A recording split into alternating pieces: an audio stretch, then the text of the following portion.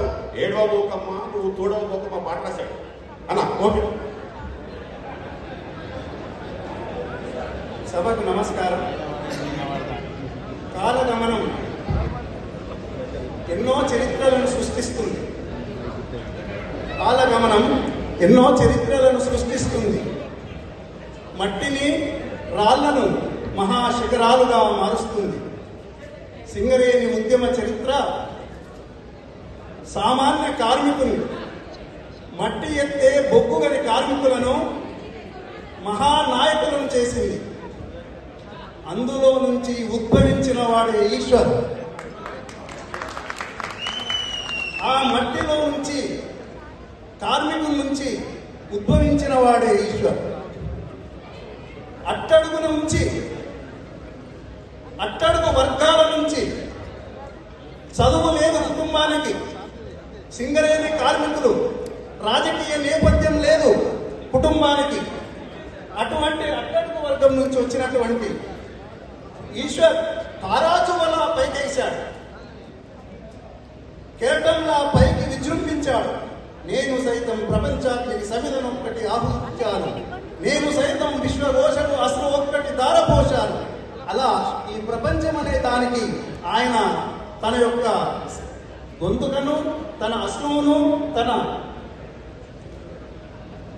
సామాజిక ఉద్యమకారులు గౌరవనీయులు గాదె ఇన్నయ్య గారిని వేదిక మీదకి రావాల్సిందిగా సవినయ ఆహ్వానం పలుకుతున్నాం.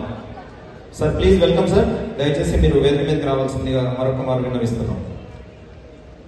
1978వ సంవత్సరంలో, 77 చివరి 78వ సంవత్సరంలో మొట్టమొదట గోదావరి కనికి సిపిఎంఎల్ ఫుల్ టైం వర్కర్గా నేను వెళ్ళడం జరిగింది. అప్పుడు ఒక 5గురితో కనకం శాంసన్ ఇంట్లో సమావేశమయ్యా. కొప్పులీశ్వర్, నర్సింగ్, శాంసన్, రాయమల్లు, అర్జున్ రావు. అందులో ఈ 5గురు కూడా సలసల కాగే మరిగే రక్తంలో ఉన్నటువంటి యువకులు, ఒక అగ్నికళం లాంటి, నిప్పురవర్ లాంటి యువకులు నాకు దొరికారు. దాని తర్వాత ఒక సామాన్యమైనటువంటి ఈ యువకులు ఇక్కడ ఏం చేస్తారన్నారు, ఒక ప్రపంచాన్ని సృష్టించారు. అందులో కొప్పులీశ్వర్ అగ్రభాన నిలబడ్డాడు.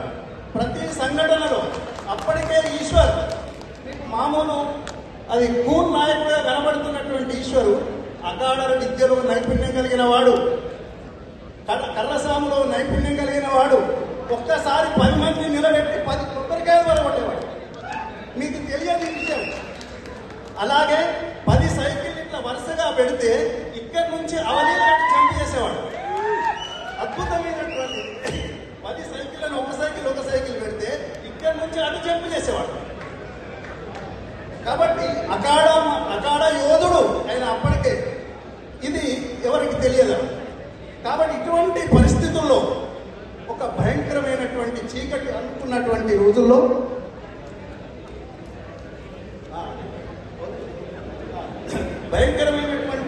చీకటి రోజుల్లో ఈ గుండాల దాడులను దాన్ని ఎదుర్కోవడానికి ఈశ్వర్ అగ్రభాగా నిలబడ్డాడు. ఒక రకంగా చెప్పాలంటే నిప్పుల సుడిగుండంలో ఈదుకుంటూ పోయాడు. ఇనుము కొలిమిలో కరిగి ఎట్లా ఉప్పుగా మారుతుందో అటువంటి యోధుడయ్యాడు. ఈ సింగరేణి ఉద్యమ చరిత్ర అటువంటి చేసింది. గోదావరి ఇసుకలో పడుకున్నటువంటి రోజులు ఎన్నో ఉన్నాయి. రాత్రి పడుకొని పొద్దున అవతల పడుతున్నటువంటి సింగారం ముత్యదారపల్లికి వెళ్ళేవాళ్ళం. చుక్కలతో ప్రయాణం చేశాము. మోటార్ సైకిల్ లేవు. ఎక్కడ కమాన్పూర్, ఎక్కడ గోదావరికని. గోదావరికని నుంచి కాలినడకన 10-20 మైళ్ళు ప్రయాణం చేసేవారు. సుందిల్ల, పెద్దంపేట, ముత్యదారపల్లి, సింగాపూర్, ఎన్ని గ్రామాలు, ఎన్ని రాత్రులు, నిద్రలేని రాత్రులు గడిపారు. అటువంటి ఉద్యమంలో కాకలు దిగాడు. అటువంటి ఉద్యమంలో కాకలు దిగినటువంటి నాయకుడు. దాంట్లో సింగరేణి ఉద్యమ చరిత్ర ఆయనను పునాదిగా నాయకుడిగా తయారు చేసి, దాని తర్వాత ఇందులో ఉన్నటువంటి ప్రతి సంఘటనలో మీకు ఒక విషయం చెప్తే ఎంత ఆశ్చర్యం. రైలు నడుస్తున్నటువంటి రైలులో నుంచి పోలీసుల నిఘా ఉందని ఎవరైనా ప్రాణాలకు తెగించి దూకుతారా? ఆలోచించి రైలు నుంచి దూకినటువంటి యోధుడు.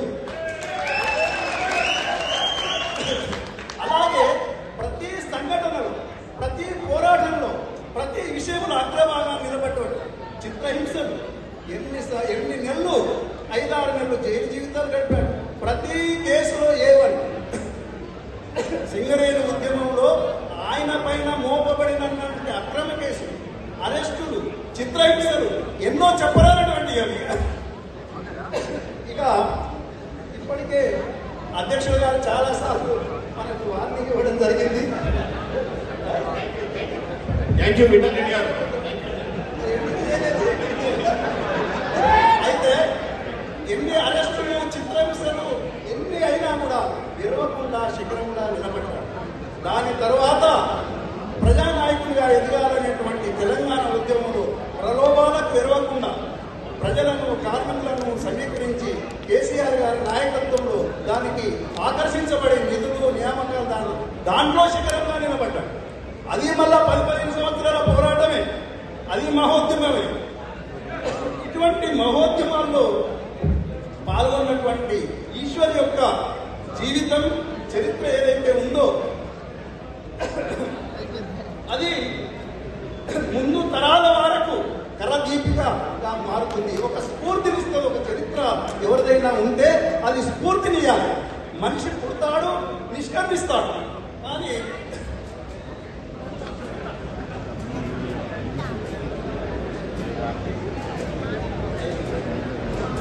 నిష్క్రమిస్తాడు.